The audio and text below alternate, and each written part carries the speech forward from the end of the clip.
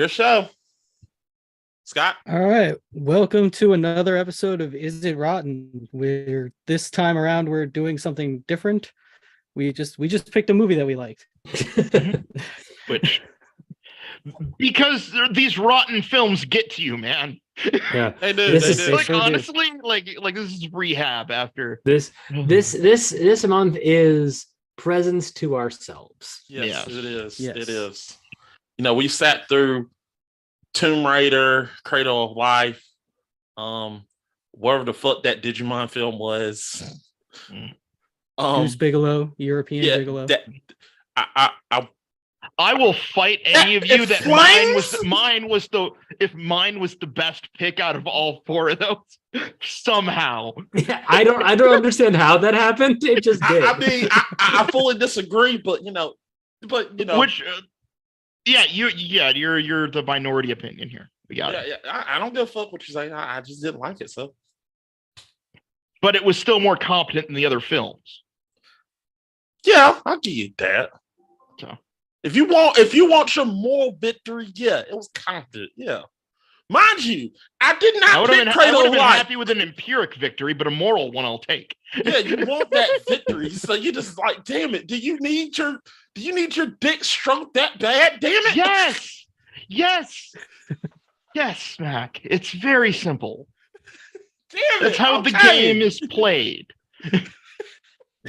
Today we're talking about The Man from Earth, a 2007 movie. It's actually at 100% on Rotten Tomatoes. It's one of the few movies that's at 100%, and I think it's mostly because there's only like 5 people who reviewed it. Wait a minute, I'm right here. I'm here. Okay. What's up, Matt? Can you hear us? You hear me? Yeah. Yeah. What's wrong? Nothing. That was all on your end. Whatever. Yeah. It was. You said something that just confused us. Oh, I'm sorry. I'm sorry. All right, so The Man from Earth. The first time I saw this, it was a couple years after it came out. I just happened to I was looking for like a movie that was like a one location thing, and this just hit the spot. I watched it like 2 times in a weekend, and I got really into it because it's like a really interesting concept, like a Twilight Zone episode, but longer. Which, knowing the writer, makes all the sense in the world. Exactly. Yeah. Jerome Bixby is the writer. He wrote several episodes of Star Trek and at least one short story that inspired an episode of The Twilight Zone that went on to like inspire the movie. So it totally makes sense. I assume none of you guys have seen this movie. No, never. No, never. I have not. Yeah, it's not like a very well-known film. It I has, like, might a have minor heard. cult following. I might have heard something in like the Trek forums like years ago, but that's about it. Sure, yeah. And there was a sequel like 10 years later that wasn't as good. Jerome Bixby died, and I think his son co-wrote it. It just He was dead before it this. didn't No, he was already dead before this movie came out. Oh yes, yeah, that's right. Yeah, he had died before the movie got produced. So but I like that they credited him solely as the writer anyway.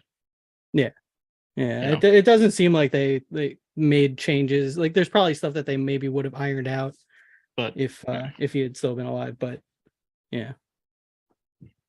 All right, so what's interesting is the actual director. He also did Abraham Lincoln versus Zombies. did he? That I didn't know. And went to Coney Island on a mission from God. Be back by 5. Is which that I just have to him, or is see that now. what the movie is about? That's what the movie is called. I don't know why, but I need to see it now. I assume that is also what the movie is about. I don't, like I said, I'm not sure. John Cryer wrote it, though. What? What? Luther wrote that?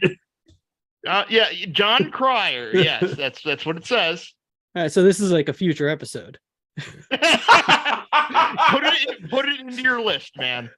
It's on the list. Just look up this director again. Yeah.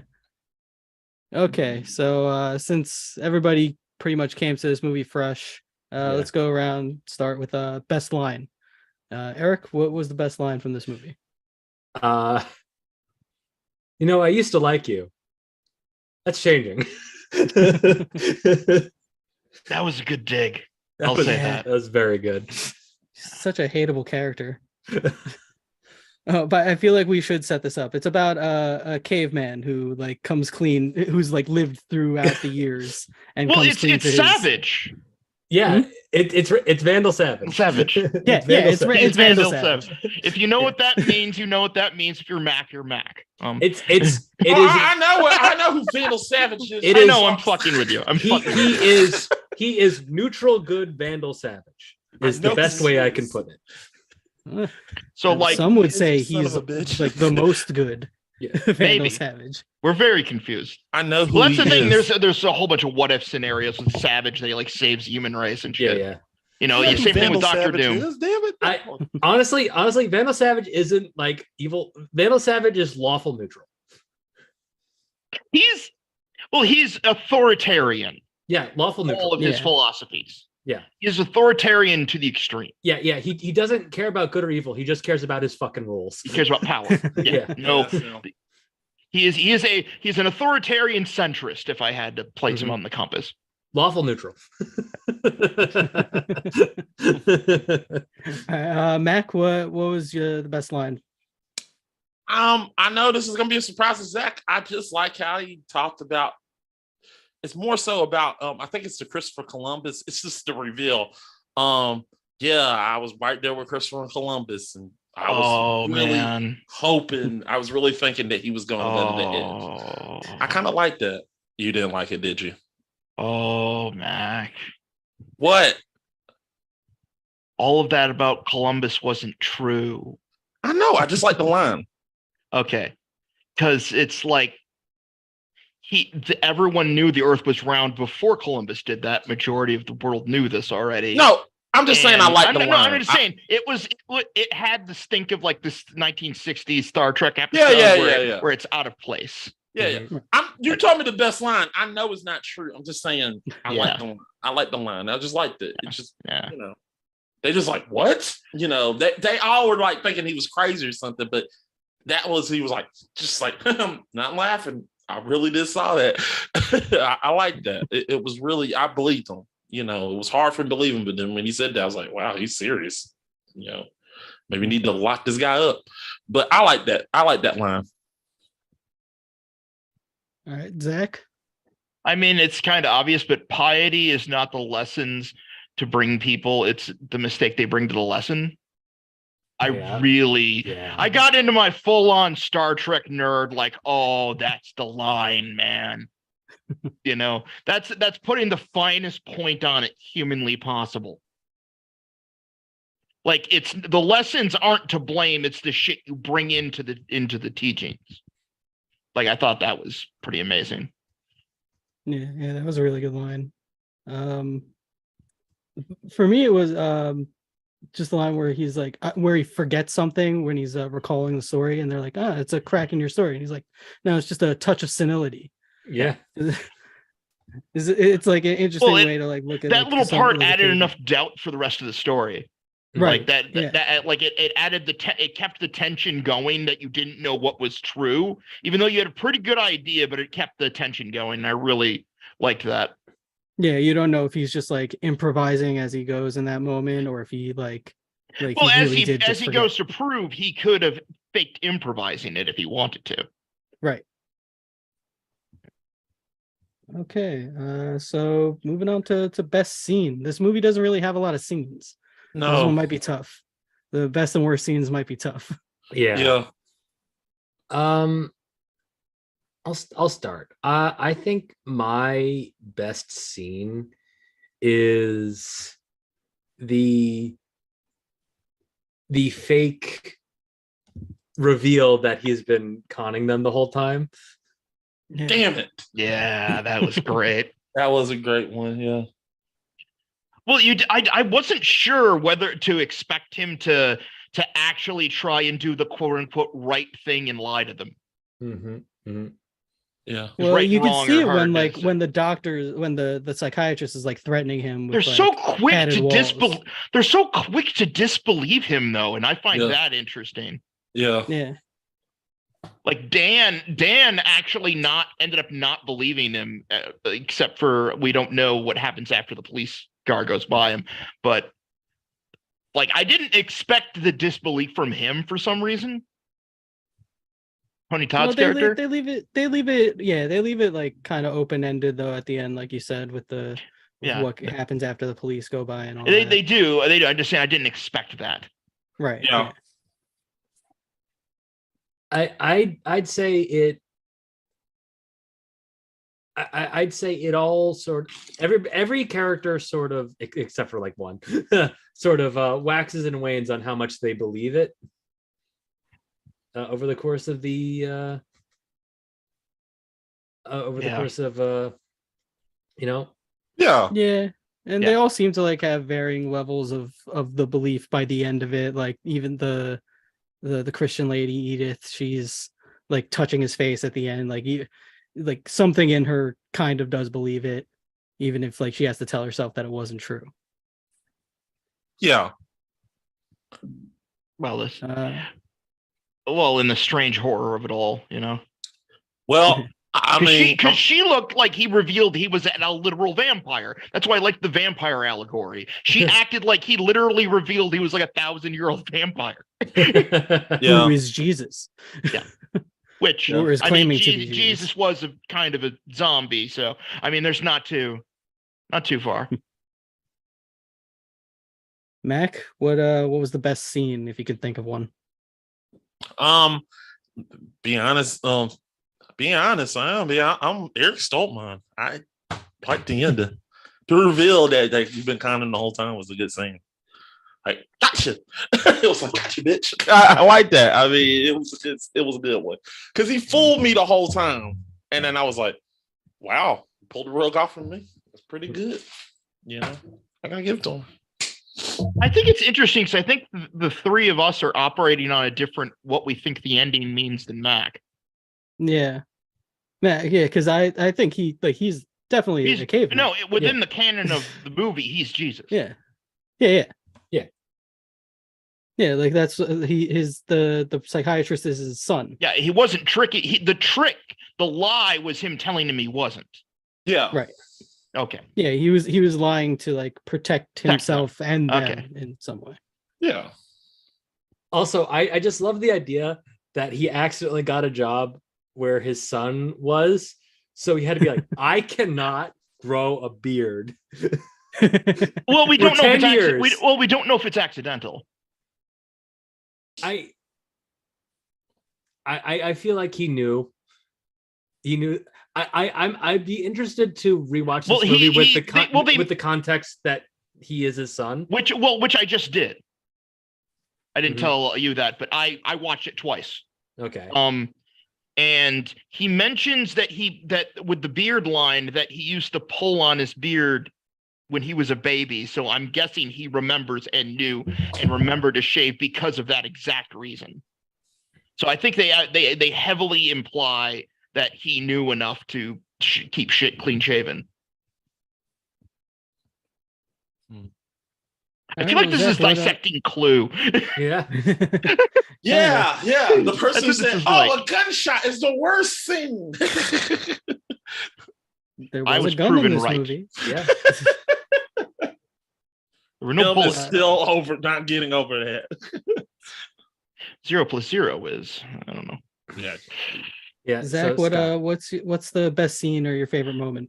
I like him talking to his son, and without us knowing, the second time around watching this, once you know that that's his son, he's admitting to his son that he's outside of humanity and time in that little spot there. Like rewatching it gives it a whole new perspective. Yeah, when the movers come in and take all the furniture away.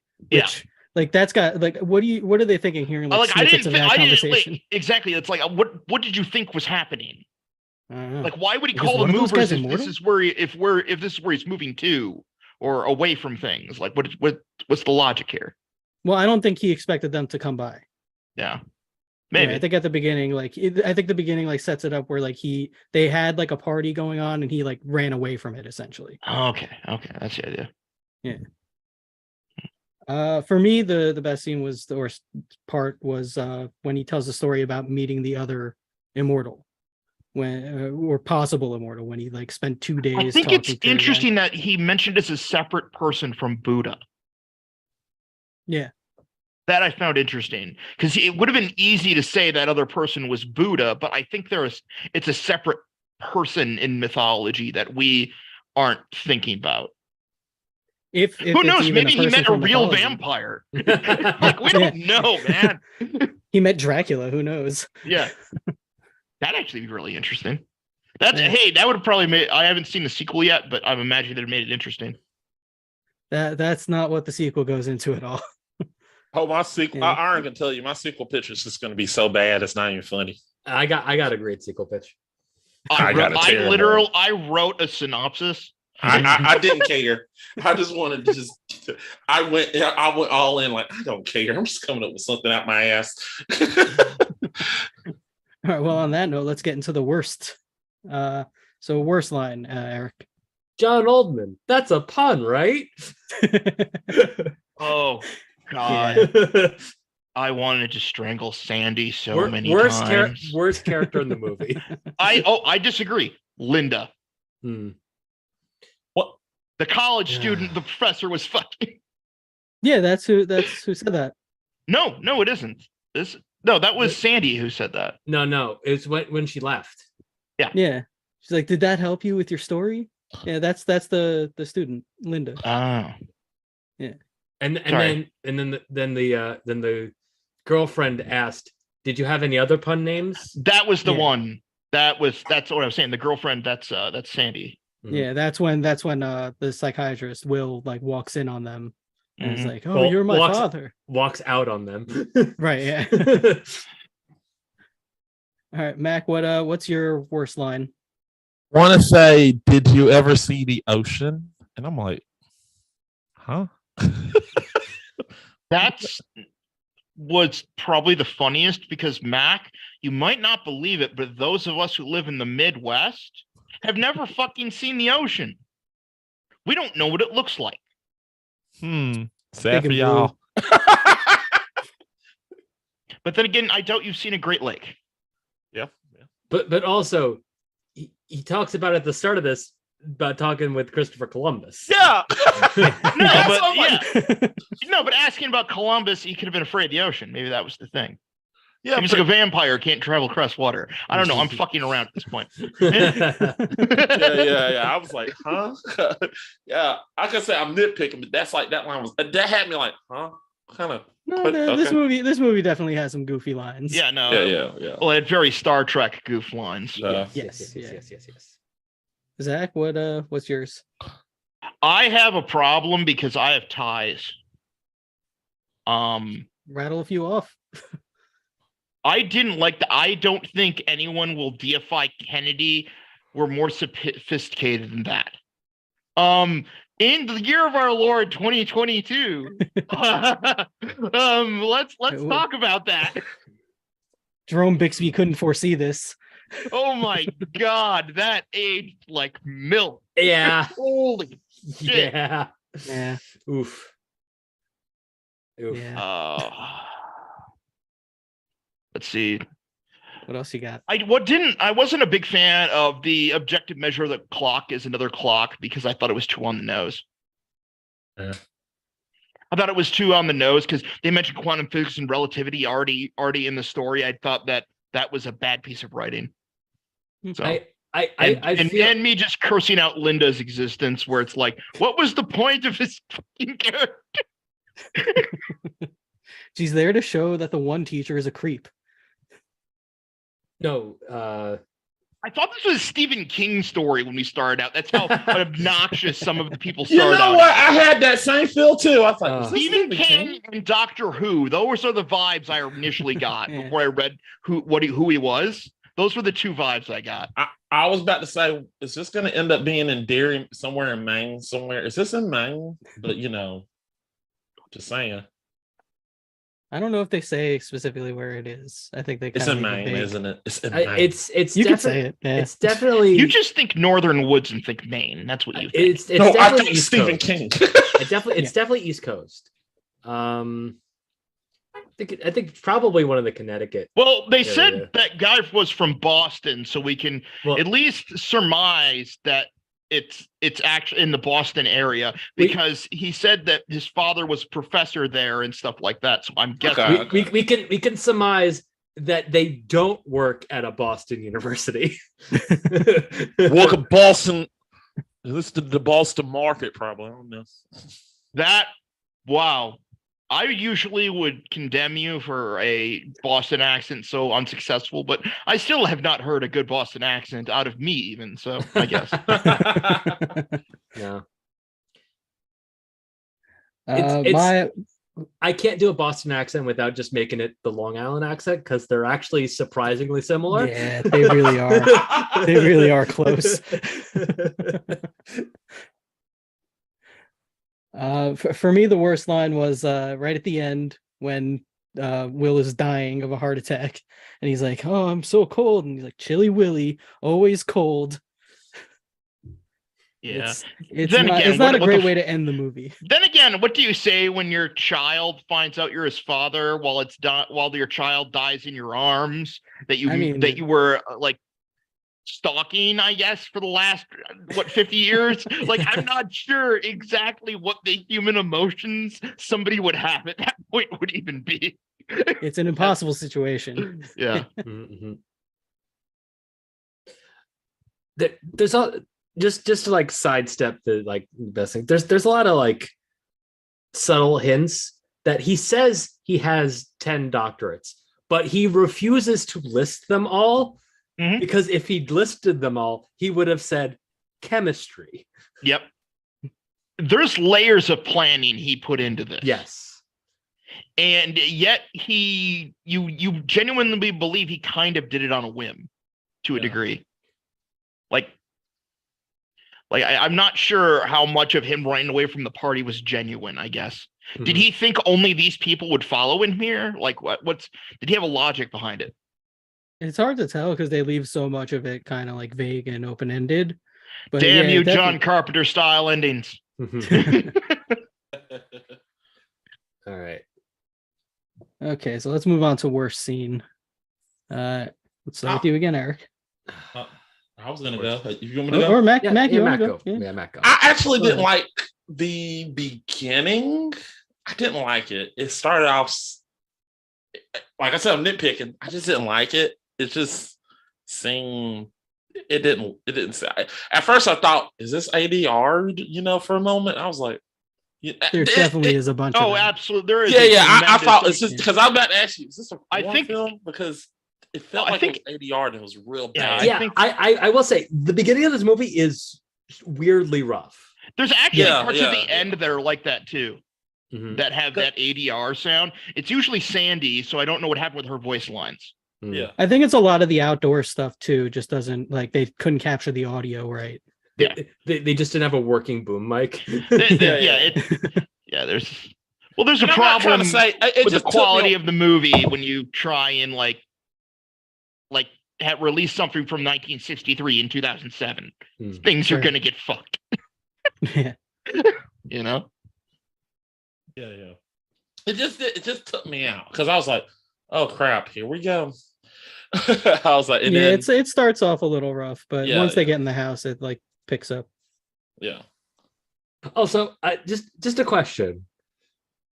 Is that a cell phone where there would be a house phone in those scenes? Because I couldn't tell. It definitely looked like they were picking up a cell phone, but they were working it like it was a plugged in wired phone.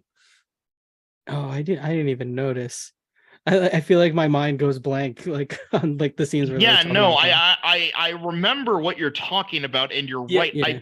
Was it possible they were just using an ancient cell phone and pretending it was just the receiver? Yeah, I think maybe. What it is, I think this was because this was adapted into a stage play at some point, so it might have been before this. So there could be a lot because you can see there's a lot of stage play elements to this. Yeah, I definitely think they just kept the blocking for this, but it was very clearly. It's I noticed it. I'm like, did he just walk into a room, pick up a cell phone, and put it down, and then somebody else picked up the same cell phone to make a call. See, and now Scott needs to ride you for pointing out this inconsistency, the same way Mac rides me about the gunshot for pointing out inconsistencies. How dare you, Eric? No, it's like I think that is just a strange artifact of this movie being written in the 60s but produced in 2007. Yeah, by the way, I'm counting that as my worst scene. just because why the fuck are you using a cell phone like a regular, like a house phone? Yeah, and it's 2007. You couldn't even get the fake adapter thing yet. Oh yeah. Zach, what's your worst scene or moment? I'm gonna put the line in there because I have it, but it's not Psych 101. No, Psych 101. No, it's Woman 1-on-1. That whole exchange there is fucking terrible. It's so. Well, I'm like, why is this woman so open to this shit? What the fuck's going on with you? Are you okay? Like, I'm more concerned about your ready to abandon her life. All right. She just wants to be unga-bungad, all right? Yeah, some women just want to be unga-bungad. Yeah, that's the thing. It's like they make a lot of fucking references to being unga bunga too, like, which does not help. Which leads to my really shows scene, this written in the charade 60s. Scene. The charade scene is also so cringy. The whole charade scene is terrible. It's 60s humor. Yeah, it's 60s humor that is no longer good. Where you're like, oh, these are the parts of Airplane I forgot about. Like, that's what it felt like. The jokes from Airplane you fucking forgot about because they were terrible. All right, that's a TikTok clip right there. Well, there goes Al. I'll send that down. All right, so I guess we go around saying, is it rotten, right? Is that what we're supposed to... All right. Eric, is it rotten? No. This movie's fantastic. Like rough opening aside, it's just very good. It's low budget, it's one location, but it tells a cohesive story from start to finish. It doesn't need anything too flashy. It is very stage play, but it works to its advantage. I'm gonna give this like an 80. It's funny because anything we give is going to be lower than its actual score. I know, yeah. This feels weird. Yeah, like, it's not like perfect. Yeah. How much do we hate it? Flip the script here. Mac, is it rotten? Hell yes, it's not. Just playing. Nah, it's this is a great film. I like it. Zach was like, man, you like action? I was like, look, I can sit through a film and watch it as long as it's interesting, it grips me. And like I said, interesting. I called it. Monsters wasn't interesting. Anyway, I just say, look, I watched this film seriously. I watched this film from start to finish, and like I said, if that opening almost turned me away, and I was like, I don't know. And then I sat through it, and I was like, okay, you had me, you got me. I'm hooked, and it hooks you. I can see this film being good. I can see why this is 100% to a lot of people. 100% is overachieving. I'm gonna give it. Is it bad? I like give it a 93. You know. Yeah. No. I can look. Other than the Trekkies, no one's coming after us, and the Trekkies really have been a defeated species for a while now. Yeah, we know. We know because after the J.J. Abrams movies, you're the last Trekkie. It's okay. I'm not. There's a subculture of us. Star-Lord's log. Hey, I'm the last one. Who do you think has made Star Wars suck so bad? Us, baby. We have a secret cabal to make Star Wars. All know that you suck, John. We all know that you're waiting on Patrick Stewart to come out and just throw his dick out so y'all can suck it. We understand. Are you saying you would not suck his dick? Let's be honest here. Or would you just be complimented enough that he cares? All right, let's be clear. Zach, welcome is to it our new rotten? show. Welcome to our new show. Would you suck it?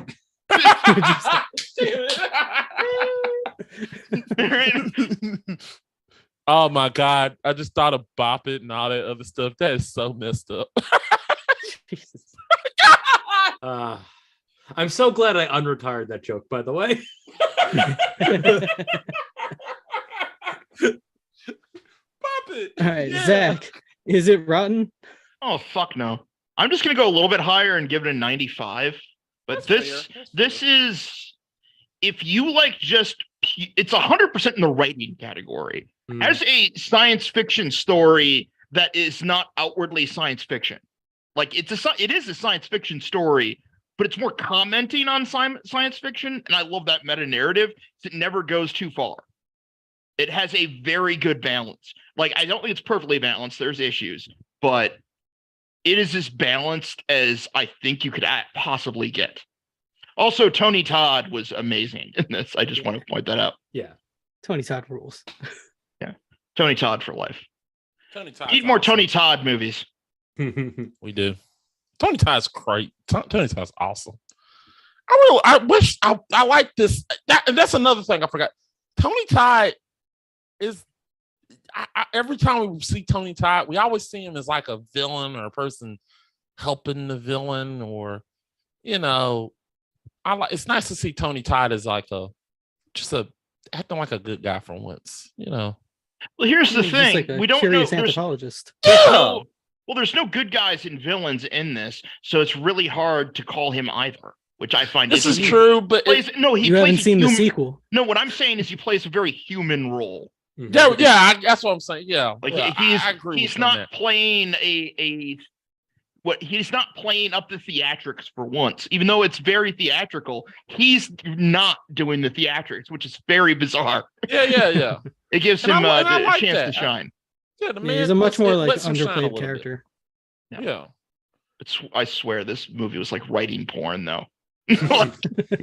Jesus Christ! No wonder Scott loves this. I think you mean John Oldman. All right, Scott, is it rotten?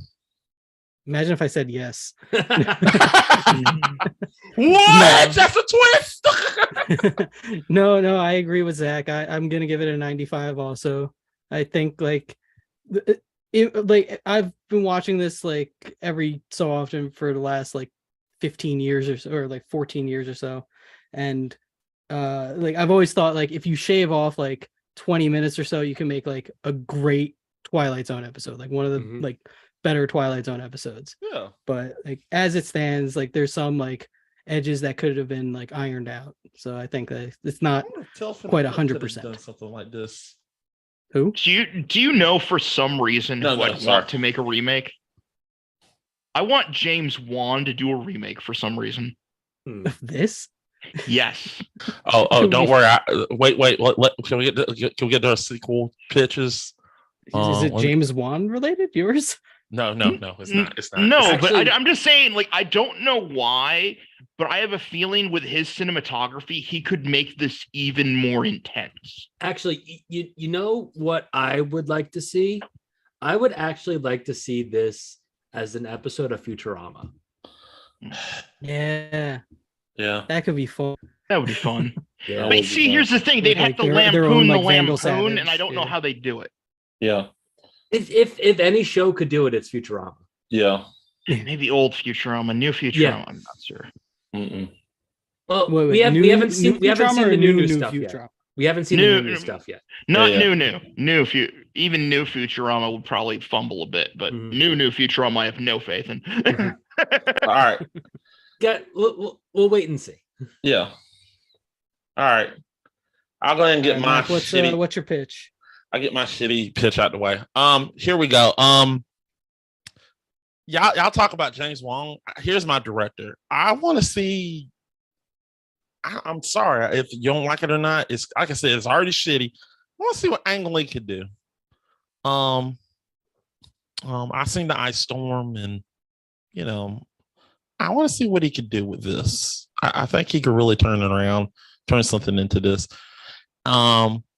I know Zach is hard shaking. I hate this. I hate well, this. no. I'm wondering what about James Wan? Ang Lee makes you think he could do this. That's what I want to know. The Ice Storm is what makes me think it's set in the certain. Like I know the Ice Storm is set in 2 different locations, but I feel like he could do it in one location. You know, the Ice Storm is set because you see the Ice Storm. Yeah, the film is literally like scattered, but they're in Pacific. Okay, let me ask you a question. Do you think the modern Ang Lee could do it? Now? Yeah. Because 1997 Ang Lee and now Ang Lee are not even. I understand that. If we were talking about this is like Gemini Man era Ang Lee. Yeah, that's damn it. I know. My issue. Look. 2003 Ang Lee could do this. Yeah, it would be in 120 frames per second. Yeah, like. Look, I want to give the man a chance. I think he got it in him in there somewhere, you know. And maybe with what he did on Life of Pi, he could maybe do more claustrophobic, but he's too far into the visuals, and I think he'd give too much shit. Yeah, I understand it. Like I said, it's just and I'm just critiquing the idea. I don't think it's the worst idea I've ever heard. Like I've heard way worse. Yeah. So, if you could reel him in, like if you could reel him in, if you could get him back to Brokeback Mountain version of Ang Lee, you could do this. Yeah. Like I said, it's not impossible, but it's hard. It's gonna unlikely. Yeah, but it's not impossible. Not impossible. He could do this. Like the chances of new Futurama being good. Okay. Yeah. Okay, that's true. I said, shitty. Like I said, shitty. I will doomerism new animation till like I said, shit. Okay, mine was shitty. I've seen how HBO Max has turned out. My animation death is intimate. And, I don't want a sequel. I want a reboot, and I want him to reboot it. And I just thinking, you know, damn it, I would like to see a random actor portray the person, and I understand that's good, but I want to see Nick Cage take this on. I just want to see it. Nick Cage can't play a perpetually 35-year-old man. He can. I just want to see it. I feel like he just reprised his character from the Color of Space. That's what I honestly feel like here. Like I said, shitty pitch. Get ready. It's not the worst one. No, here's the thing. This actually makes more sense than 98% of your pitches, Matt.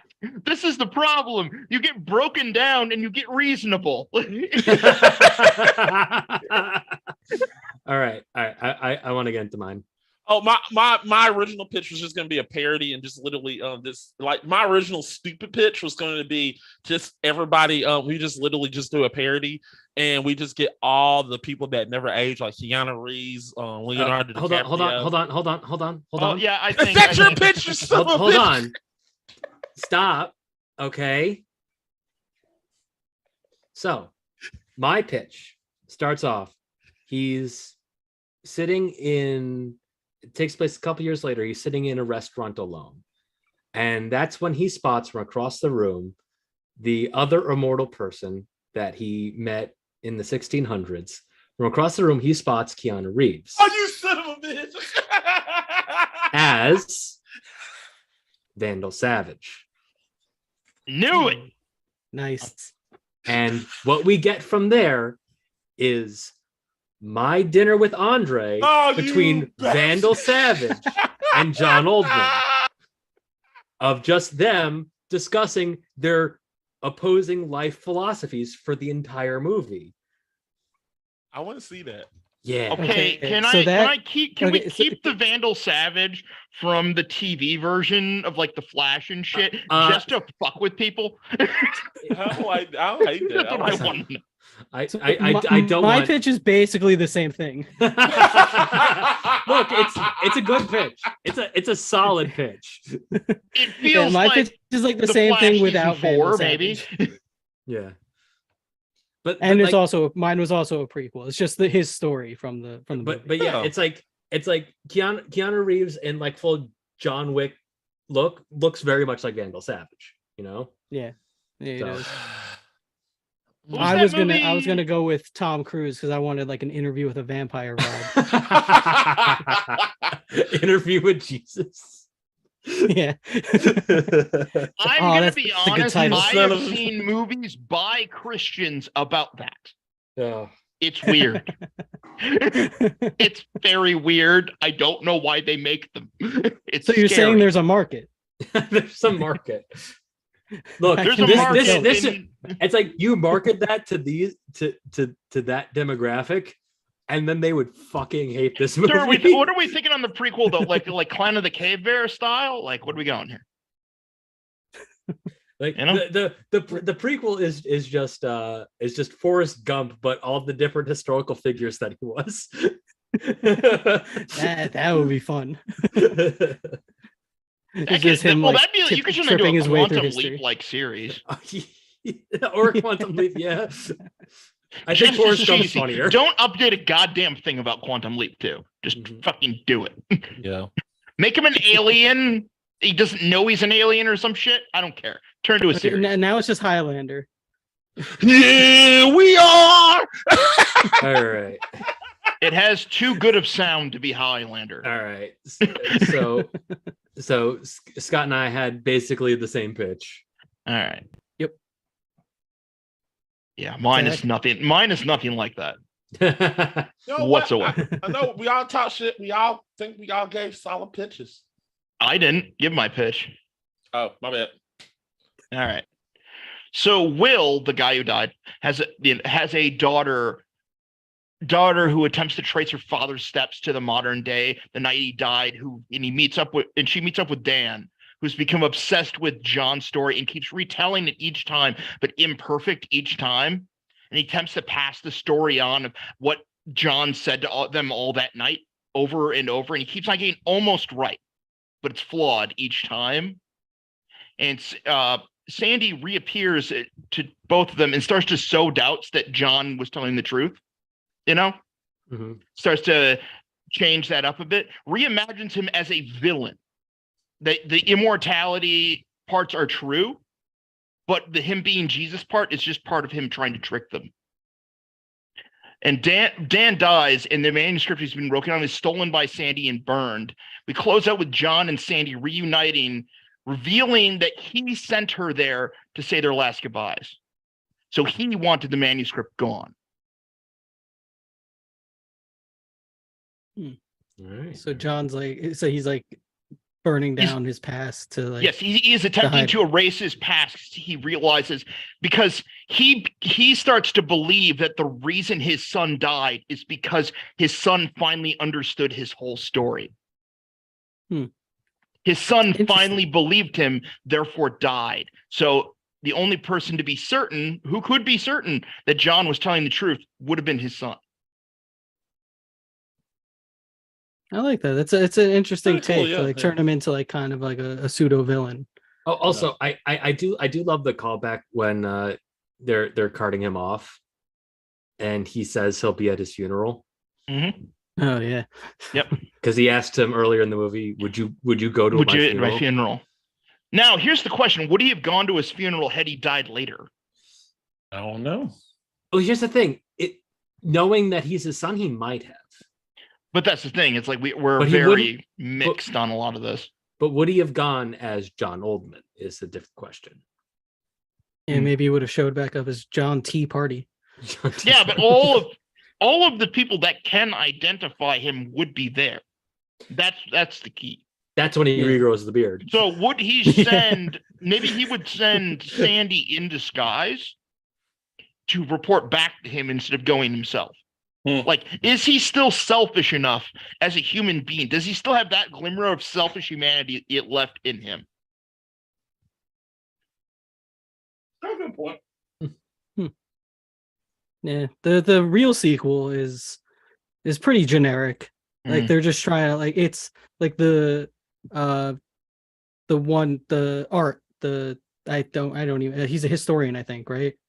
He like is trying, I think, to unlock the secret of his immortality. Oh my God, he is literally Vandal Savage. yeah, it's like this whole. It's not great. It's pretty. So they basically missed the entire point. Yeah, kind of. Yeah. Like, it's not even that you're explaining too much; it's that your explanations are dog shit. Yeah, it's like just do like a My Dinner with Andre, something like that's like it's gonna make you think. don't just make like a generic. I do think it's really cool that both the creators of the sequel and the original director gave the go ahead to Pirate Bay and BitTorrent their shit and praised anyone who did. I think that's fucking funny. So, and now they're on Tubi, so people are making money off it anyway. It's like, what's the point in keeping this from the public? Yeah, and they got a sequel made. You know, it took like a decade, but it happened. Yeah, they didn't bring back like Tony Todd or anybody, but they brought back Art and Harry, the like biologist.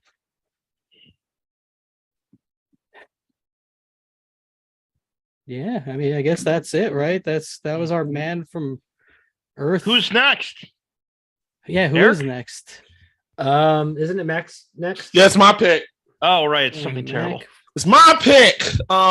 It's my pick. You call yourself a spy. Mac picked like a great movie, didn't he? Yeah, yeah. I don't remember. It's the Orson Welles classic. Yeah, The Third Man. Right, he picked something actually good. It was weird. I'd forgotten. Yeah. I thought it was either that or for some reason I thought he was going to make us do the Glimmer Man. I'm going to be honest. No. That's stuck in my head. That's coming. The Glimmer Man is coming. That can fit into the regular format. Yeah. I remember because I literally told Scott. I think I said it was North by Northwest. No, it was between. It was either North by Northwest or this.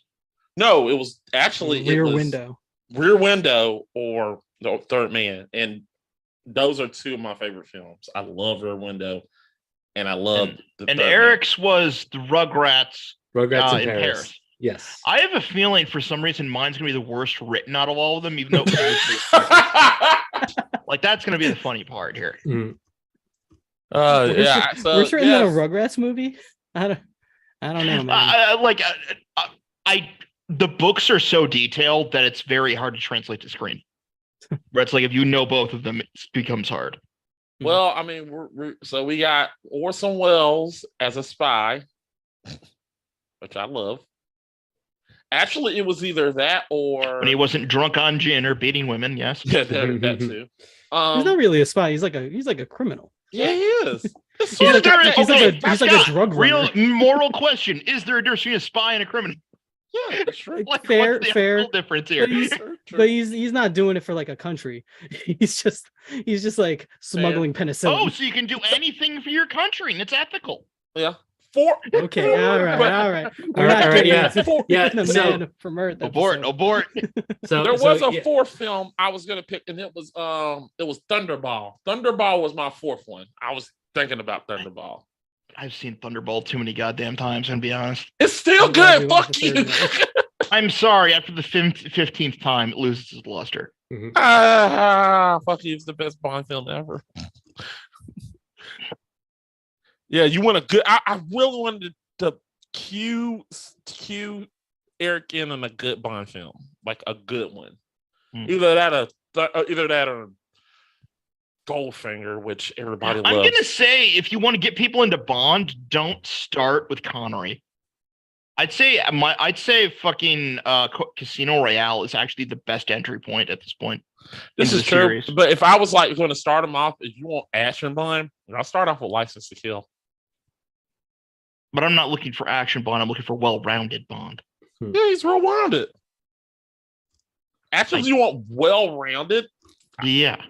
If you want well-rounded, in my honest, well-rounded, you're gonna get mad at me. Living Daylights. I love Timothy Dalton's Bond. Living Daylights. No, it's fine, but it's not indicative of the full range of the character, in my opinion. Your mic went out, Mac. We're gonna cut. Or oh, there we go. Yeah, I understand what you're saying. Wait, yeah. why does the switch keep slipping? Exactly. I don't know. Like, is it physically slipping? You don't use the switch. Whatever you did to turn the sound back on. Nah, my battery. I think it just got low. Yes, low. Okay. Anyway, I think it's time to wrap up this episode. Yeah. Might as well on that note. I got to go get baked and stare at strobe lights. Hell yeah. All right. Anybody got plugs, Eric? Find me on Twitter at BunkBunker. If I do something, I tweet about it. There you go. Zach? Same as usual. If you want to see this freakish abomination I've had on screen, if you can see it more, check out my stuff lately. All right. Yes, it's a VTuber. Yes, I'm actually still physically in the background. No, I don't care. You're in the background. Oh my god. You're an RV tuber. You're a real tuber and a VTuber at the same time. I know, right? Yeah. Trunk is cussing you out right now. No, I don't think Trunk. Oh no, Trink wouldn't give a two. She don't give a fuck right now. Yeah, right. We love you, Trunk. All I know is I'm slowly turning into a Kingdom Hearts boss. Mm-hmm. Dance, water, dance. All right, Max got plugs. All right. So my plugs are guys, make sure you go watch a lot of the content. We'll be doing this, we'll be streaming this. This will be out in December. So make sure you watch it. It will be spotty. Make sure you go see by the time probably this come out. Now you probably looked up online, you probably looked up under there, and you probably looked under live and you saw something called Digital Beatdown. You know. Make sure you go watch that. We don't know what it is. Yeah. Huh? We don't know what it is. We don't know what it is, despite the fact that to be fair, some of us in the read episode, we call it something different. it. Call it something different. Call it something different. Yes. Is it Fight Club? It's Bike Club. Actually, it was Bike Club, and then In the episode, I think it's Cinema Clash or something like yeah, that. Cinema Clash, and then we finally and then what? Let me tell you what. Let me go through the whole story. Scott wanted to go with movie Film Grudge, and I told Scott, I said, yeah, I'm good with Film Grudge. Scott, you're a writer. You should be fucking I'm ashamed. about that synergy. That's not synergy. That's Let's also not forget that the pilot for Anime Urami was Anime Grudge. Yeah, and Zach hounded me for days. I did, and I'm not wrong. Yeah. So I literally told Scott, I was like, we gotta iron this out. If we don't, he's gonna be on this like crazy if we call this Film Grudge. And I literally said, she's like, Digital Beatdown. I'm like, oh, okay. And I said, who cares? No, you did not. You were mad at some they're both terrible, but one is clearly more terrible, and that'd be yours, Scott. So congratulations, Mac, for picking the not fully terrible option. Thank you. I did good. Yeah. Anyway, we spend like you achieved the bare minimum. Yay! We spend a good 10% of the episode ripping on the name that doesn't exist. All right. This is where the fireworks come out. Yeah. Anyway, if you want to see me and Mac throw down over Christmas movies, where I spend 2 of my points talking about Grandma Got Run Over by a Reindeer. Wait, that animated one? Yeah.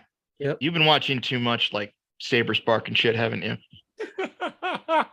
Not recently. Those are legitimate answers. I got things to tell you after the end of this episode to not spoil it for everybody who hasn't watched the general audience, because I'll be honest, I'm not watching it. I make these motherfuckers. I'm lazy. All right, Scott. What's your plug?